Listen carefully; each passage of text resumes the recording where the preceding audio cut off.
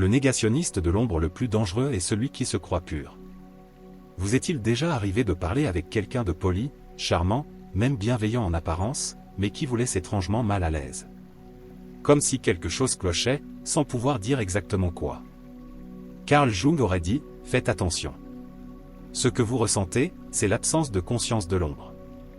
Dans la psychologie jungienne, l'ombre représente tout ce que nous refusons d'admettre sur nous-mêmes. Les pensées jalouses, les colères enfouies, la vanité, la peur, le désir de domination, les pulsions refoulées, tout ce que nous jugeons inacceptable ou dérangeant. Et ce que nous refoulons ne disparaît pas. Ça s'accumule. Ça attend. Jung affirmait que l'être humain ne devient pas complet en rejetant l'ombre, mais en l'intégrant. Et ceux qui refusent cette tâche, ce sont les plus dangereux. Pas parce qu'ils sont mauvais, mais parce qu'ils sont inconscients. Ils projettent leur noirceur sur le monde extérieur et croient sincèrement qu'ils sont du bon côté. Ce sont les moralisateurs compulsifs. Les accusateurs chroniques. Les gentils qui détruisent tout ce qui les confronte. Ils disent « Moi, jamais je ne ferai ça. Les autres sont toxiques, pas moi. » Et dans cette certitude, ils deviennent aveugles à eux-mêmes. Ils jugent, critiquent, condamnent, tout en se pensant exemplaires. Ils ne sont pas en contact avec leur propre agressivité, alors ils la combattent chez les autres. Ils ignorent leurs propres besoins de contrôle, alors ils dénoncent ceux qui prennent des décisions. Leur dangerosité réside dans leur aveuglement. Contrairement à eux, la personne qui a intégré son ombre est calme, authentique, moins réactive. Elle n'a rien à prouver. Elle sait qu'elle est imparfaite, mais consciente. Et c'est précisément cette conscience qui la rend digne de confiance. Comment reconnaître un négationniste de l'ombre? Il ne supporte pas la critique. La moindre remarque devient une attaque. Il parle avec une supériorité morale constante. Il blâme toujours les autres. Il est l'innocent incompris du scénario. Et surtout, il vous fait douter de vous-même. Vous commencez à vous censurer. À marcher sur des œufs. À vous sentir coupable sans raison précise. C'est un signe clair que vous êtes pris dans son système de défense inconscient. Jung écrivait, « Ce que nous ne rendons pas conscient nous revient sous forme de destin. » Et les personnes qui refusent de voir leur propre ombre la projettent sur le monde, en appelant ça « justice ». Alors que faire? Commencez par reconnaître votre propre ombre. Plus vous êtes honnête avec vous-même, moins vous serez manipulable. Ensuite, éloignez-vous de ceux qui moraliseront sans jamais se remettre en question. Le refus de se voir tel qu'on est ne mène jamais à la paix. Seulement à des conflits répétés, à des relations toxiques, et à un monde rempli d'ennemis imaginaires. Le négationniste de l'ombre n'est pas un criminel. Il est un dormeur. Et un dormeur, quand il rêve qu'il est éveillé, est capable de tout.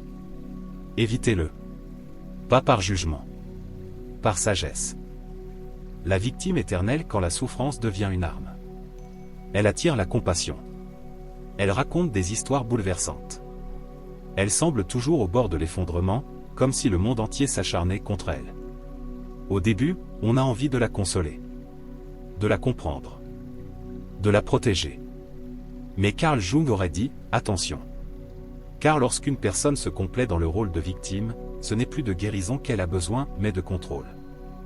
Dans la psychologie jungienne, il existe une distinction essentielle, être victime d'un événement, c'est une réalité. Mais s'identifier totalement à la victime, c'est un piège. C'est devenir incapable de se voir autrement. Et ce rôle, lorsqu'il devient un mode de vie, devient aussi une stratégie. La victime éternelle n'est pas à la recherche de solutions. Elle est à la recherche d'attention, de loyauté, de sympathie inconditionnelle. Elle ne veut pas sortir de sa souffrance. Elle veut que vous y entriez avec elle. Jung expliquait que la psyché humaine tend naturellement vers la complétude, vers l'intégration. Mais celui qui se définit uniquement par sa souffrance refuse cette voie. Il rejette l'adulte responsable qui vit en lui. Il se fige dans une version de lui-même impuissante, dépendante, blessée. Et c'est là que le danger commence. Car en s'identifiant à la victime, cette personne va inconsciemment chercher à culpabiliser ceux qui l'entourent. Vous serez accusé de ne pas en faire assez. De ne pas être assez présent. De ne pas comprendre. Vous deviendrez, malgré vous, le nouveau bourreau dans son scénario. Ce n'est plus une relation. C'est une pièce de théâtre. Un drame sans fin. Comment la reconnaître? Elle refuse systématiquement de voir sa part de responsabilité dans ce qui lui arrive. Elle rejette toute tentative de remise en question comme une attaque. Elle change la réalité pour que l'histoire colle à son rôle. Elle souffre, les autres sont fautifs. Et surtout, plus vous essayez d'aider, plus vous vous videz. Parce que la victime éternelle n'est pas là pour guérir. Elle est là pour être une victime. Cela lui donne une identité, une place, une forme d'autorité morale. Et vous, en tant que sauveur, vous serez lentement vidé de votre énergie, de votre clarté, de votre force. Jung aurait dit, aider, ce n'est pas porter l'autre. Quand votre compassion devient une charge émotionnelle, ce n'est plus de l'amour. C'est de la codépendance. Et voici la vérité difficile, on ne sauve pas quelqu'un qui ne veut pas guérir. Pire encore, en essayant de le faire, vous validez son illusion de passivité. Alors que faire? Tracez des limites. Dites, je t'écoute, mais je ne me perds pas avec toi. Et observez. Si elle vous en veut, vous critique, vous fait passer pour égoïste, ce n'est pas de l'amour. C'est une tentative de vous garder dans sa souffrance. Jung écrivait, le privilège de toute une vie, c'est de devenir qui l'on est. Mais la victime éternelle refuse ce chemin. Elle préfère rester dans ce qu'elle connaît, même si cela la détruit. Éloignez-vous. Pas parce qu'elle est irrécupérable, mais parce qu'elle ne vous laissera jamais grandir tant qu'elle refuse de le faire elle-même. Le séducteur charismatique quand le charme devient une illusion. Il vous regarde droit dans les yeux. Il sourit au bon moment. Il vous dit exactement ce que vous avez besoin d'entendre. Vous vous sentez vu, compris, même un peu spécial. Mais Carl Jung aurait levé un sourcil. Il aurait dit, méfiez-vous de ceux qui brillent trop vite. Car parfois, le charme n'est pas un don. C'est un masque. Le séducteur charismatique n'est pas un simple manipulateur. Il est beaucoup plus subtil. Il ne vous force pas, il vous attire. Il ne vous domine pas, il vous enchante. Et ce que vous prenez pour une connexion authentique n'est souvent qu'un miroir tendu à vos désirs. Dans la vision jungienne, il s'agit d'un individu totalement identifié à sa persona, le masque social que nous portons tous, mais que lui a confondu avec son vrai moi. Ce n'est pas qu'il cache son authenticité. Il n'en a plus conscience. Le séducteur est expert dans l'art de vous lire. Il repère vos failles, vos besoins, vos insécurités, et il s'y adapte avec une finesse déconcertante. Il devient votre confident, votre idéal, votre reflet. Mais jamais lui-même. Et quand vous commencez à en demander un peu plus, un peu de profondeur, un peu de vérité, un peu de contradiction, quelque chose se brise. Le masque glisse. L'intérêt baisse. Le regard devient froid. Parce que le séducteur ne veut pas être vu. Il veut être adoré. Il ne cherche pas de lien. Il cherche de l'influence. Comment le reconnaître? Il vous donne beaucoup, très vite. Intimité, compliments, disponibilité, tout est immédiat, comme dans un conte de fées. Il évite la vulnérabilité authentique. Tout est contrôlé, maîtrisé, esthétiquement calibré. Il change de comportement dès qu'il sent que vous ne l'admirez plus inconditionnellement. Le danger est insidieux. Vous ne ressentez pas de violence. Vous ressentez un vide après l'enchantement. Comme si quelque chose avait été promis, mais jamais livré. Jung écrivait, là où l'ombre n'est pas intégrée, le pouvoir devient l'unique refuge. Le séducteur n'est pas entier. Il est creux à l'intérieur. Et pour combler ce vide, il collectionne les regards, les émotions, les conquêtes. Mais jamais l'amour véritable. Pourquoi sommes-nous attirés par lui? Parce qu'il reflète ce que nous rêvons de recevoir, attention, admiration, sécurité. Mais ce miroir est dangereux. Il nourrit nos illusions plus qu'il ne nourrit notre être. Alors comment se protéger? Ne confondez pas intensité avec profondeur. Ne confondez pas présence avec connexion. Et surtout, ne confondez pas charme avec amour. Le séducteur vit dans l'extérieur. Dans le regard de l'autre. Il n'a pas d'ancrage intérieur. Et si vous entrez dans sa danse, vous finirez par danser seul. Jung nous rappelle que la vérité ne séduit pas. Elle révèle. Et ce n'est pas toujours agréable. Mais c'est réel. Évitez le séducteur charismatique. Pas parce qu'il est cruel. Mais parce que sa douceur est une stratégie. Et derrière ses promesses, il n'y a personne. L'incendiaire émotionnel, le chaos silencieux derrière un masque calme. Il ne crie pas. Il ne vous insulte pas. Il ne vous confronte presque jamais. Il vous regarde, vous parle doucement, semble raisonnable, même bienveillant. Et pourtant, après chaque interaction avec lui, vous vous sentez mal. Troublé. Confus. Étrangement coupable. Carl Jung aurait dit, vous venez d'être touché par l'inconscient d'un autre.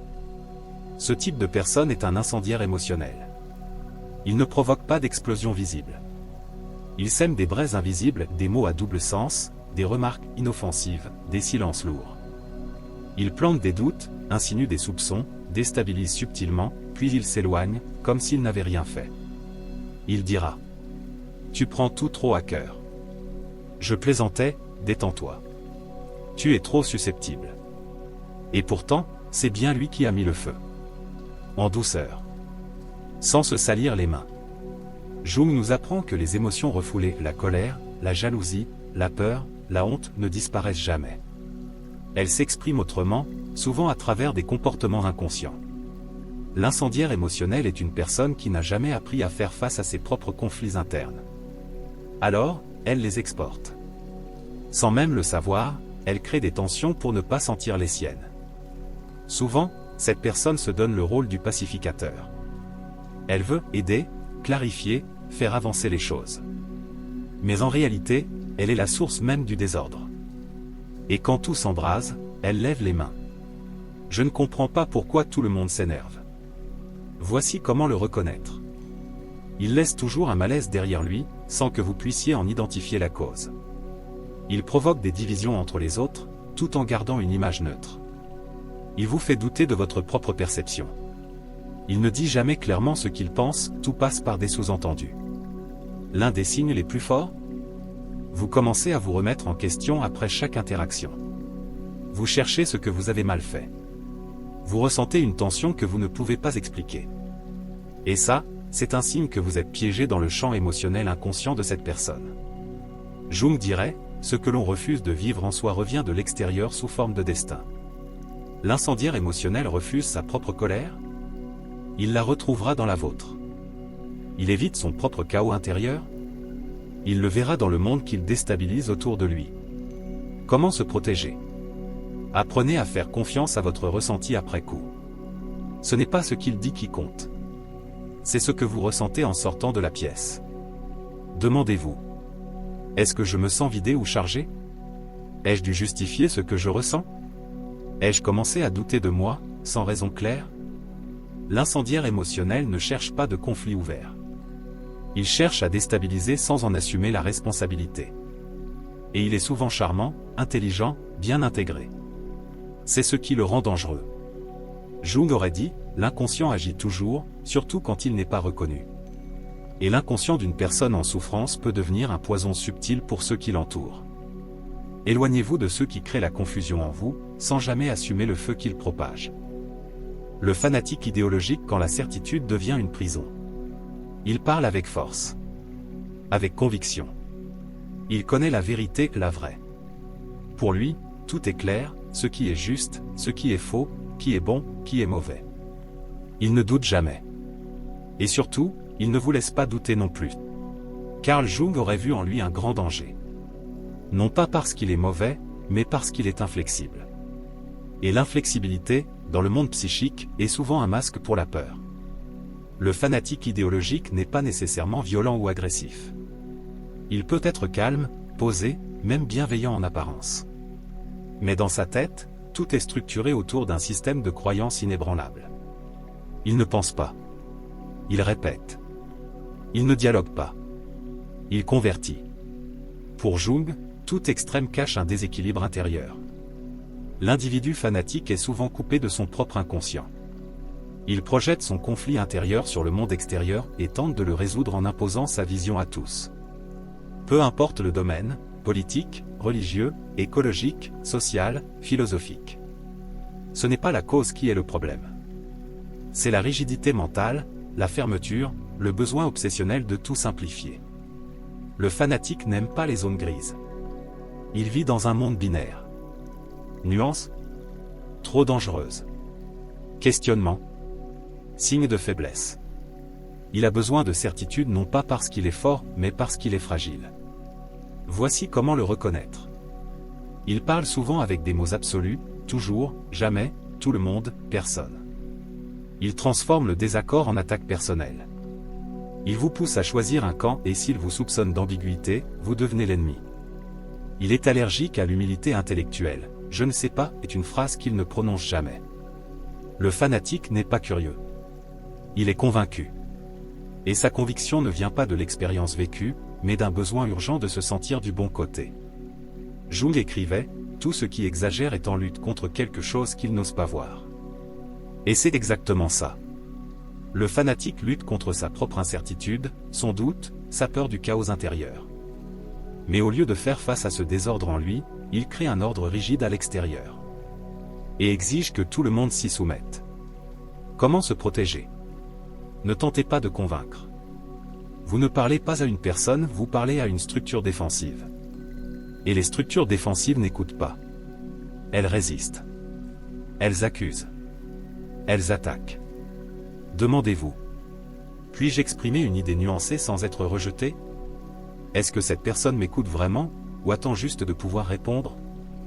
Est-ce que je me sens libre de réfléchir, ou forcé de me positionner? Le fanatique n'aime pas la liberté. Il aime l'ordre. Mais un ordre figé. Mort. Qui ne laisse pas de place à l'individualité. Jung aurait dit, la liberté commence là où finit la peur.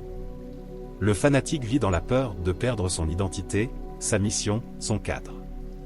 Et tant qu'il ne fera pas face à cette peur, il cherchera à contrôler, à corriger, à punir. Évitez le fanatique idéologique. Pas parce qu'il pense différemment. Mais parce qu'il ne vous autorisera pas à penser du tout. Le porteur de vide, celui qui vous épuise sans rien dire. Vous passez du temps avec lui. Rien d'alarmant. Pas de conflit. Pas de tension apparente. Il est poli, calme, parfois même affectueux. Et pourtant, quand vous le quittez, vous êtes vidé. Fatigué. Comme si votre énergie avait été lentement aspirée sans que vous sachiez pourquoi.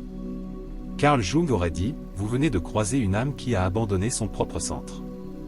Voici le porteur de vide, une personnalité rare, difficile à identifier, mais profondément drainante. Il ne vous attaque pas. Il ne vous manipule pas. Il absorbe. Il se nourrit de votre énergie vitale parce qu'il a perdu le contact avec la sienne. Ce vide n'est pas visible. Le porteur de vide peut être agréable, même discret. Mais en profondeur, il n'est relié à rien, ni à ses émotions, ni à ses désirs, ni à sa douleur. Il a construit un moi fonctionnel, socialement acceptable, mais sans substance intérieure. Jung appelait cela une personnalité désintégrée, quelqu'un qui n'a jamais affronté ses ténèbres, ni exploré son potentiel. Et lorsqu'on refuse le voyage intérieur, on devient une coquille vide. Un reflet. Une imitation de vie. Mais le vide ne supporte pas le silence. Il cherche inconsciemment à se remplir. Et c'est là que vous intervenez. Le porteur de vide est souvent attiré par des personnes sensibles, lumineuses, profondes. Pas pour les aimer, mais pour s'accrocher à leur feu. Il ne le fait pas consciemment. Il ne sait même pas ce qu'il cherche. Mais il sent que vous portez quelque chose qu'il a perdu. Comment le reconnaître? Il est toujours là, mais jamais vraiment présent. Il vous écoute, mais sans résonance. Il veut être avec vous, mais sans jamais partager de profondeur. Il ne donne rien de tangible, mais vous demande tout sans mots, votre attention, votre empathie, votre temps. Et le plus subtil? Il ne fait rien de mal. Et c'est précisément cela qui trouble. Parce qu'on se sent coupable de vouloir s'éloigner. On se dit, mais il est gentil, il ne fait rien. Exactement. Il ne fait rien. Et c'est ce rien qui vous vide. Jung insistait sur l'importance d'un centre intérieur, un soi enraciné, vivant, autonome. Sans cela, nous devenons des satellites, dépendants de l'énergie des autres. Et cette dépendance est épuisante, pour ceux qui la subissent. Comment se protéger? Écoutez votre corps après le contact, pas pendant. Le corps parle vrai. Posez-vous ces questions. Suis-je plus fatigué après l'avoir vu? Ai-je dû porter toute la conversation? Est-ce que je me sens plus flou, plus distant de moi-même? Le porteur de vide ne cherche pas à faire du mal. Mais son absence de présence devient, à long terme, une présence envahissante. Parce qu'il occupe de l'espace sans jamais l'habiter. Jung écrivait, « Ce que l'on n'habite pas en soi, on le cherche désespérément chez les autres. » Le porteur de vide est ce chercheur silencieux, mais insatiable. Évitez ceux qui vous vident sans bruit. Pas parce qu'ils sont mauvais, mais parce qu'ils ne sont pas là. Et dans leur vide, vous risquez d'y perdre votre propre substance. Le porte-masque, celui que vous ne connaîtrez jamais vraiment. Il est irréprochable, courtois, aimé de tous. Il sait comment se comporter, comment parler, comment séduire sans en avoir l'air. Tout chez lui semble maîtrisé. Et pourtant, malgré toute cette perfection sociale, quelque chose cloche. Vous avez le sentiment étrange que, peu importe combien vous creusez, vous ne touchez jamais vraiment quelqu'un. Carl Jung aurait dit, ce n'est pas une personne que vous rencontrez. C'est un rôle. Voici le porte-masque, celui qui vit derrière une image soigneusement construite. Il ne vous ment pas. Il se ment à lui-même. Il s'est tellement identifié à sa façade qu'il a perdu tout accès à son vrai soi. Dans la psychologie jungienne, cette façade s'appelle la persona, le masque social que chacun porte pour fonctionner dans le monde. Mais lorsqu'un individu confond ce masque avec son identité, il devient une construction vide. L'apparence remplace l'authenticité. Et derrière l'image, il n'y a rien. Le porte-masque n'est pas nécessairement manipulateur. Il est souvent sincère dans ce qu'il croit être. Mais il ne sait plus ressentir profondément. Il évite tout ce qui pourrait fissurer l'illusion, les émotions brutes, les confrontations honnêtes, la vulnérabilité vraie. Il peut vous écouter pendant des heures, sans jamais se dévoiler. Il peut être présent, sans jamais se livrer. Et avec le temps, vous sentez une étrange solitude même à deux. Parce que ce que vous touchez n'est pas un cœur. C'est une vitrine. Comment le reconnaître? Il est toujours bien. Jamais en colère, jamais triste, jamais bouleversé. Il évite les conversations profondes ou les détourne avec humour ou rationalité. Il ne partage que des récits contrôlés, polis, sans aspérité. Il s'adapte à tout le monde, mais on ne sait jamais ce qu'il pense vraiment. Et lorsque vous essayez de le confronter, d'aller plus loin, il se ferme. Ou il disparaît. Parce que toute tentative de toucher son humanité est vécue comme une menace. Il n'a pas construit de pont vers son monde intérieur. Il ne fait que décorer la façade. Jung écrivait, « Le privilège d'une vie, c'est de devenir qui l'on est vraiment. » Le porte-masque a abandonné ce privilège. Il a choisi la sécurité de l'image plutôt que la vérité de l'être. Pourquoi est-ce dangereux? Parce qu'une relation avec lui est un mirage. Vous croyez créer du lien, mais vous vous attachez à un rôle, pas à une âme. Et plus le temps passe, plus vous vous perdez dans ce théâtre. Vous devenez confus, frustré, épuisé. Non pas parce qu'il vous maltraite, mais parce qu'il ne vous rencontre jamais vraiment. Alors, comment réagir? Choisissez les relations réelles. Celles où il y a des failles, des émotions, des contradictions. Ne cherchez pas la perfection. Cherchez la présence. Et surtout, ne vous transformez pas en miroir pour quelqu'un qui refuse de se regarder. Évitez le porte-masque. Pas parce qu'il est dangereux dans l'intention, mais parce que son absence d'authenticité crée un vide toxique. Conclusion finale. Vous connaissez maintenant les 7 types de personnalités dangereuses que Jung nous invite à reconnaître non pour juger, mais pour protéger notre psyché. Le négationniste de l'ombre. La victime éternelle. Le séducteur charismatique. L'incendiaire émotionnel. Le fanatique idéologique. Le porteur de vide. Le porte-masque. Jung écrivait, « Ce que vous ne rendez pas conscient vous dirige. » Et vous appelez cela le destin. Si vous reconnaissez ces figures chez les autres, gardez vos distances. Si vous les reconnaissez en vous-même, commencez un travail intérieur.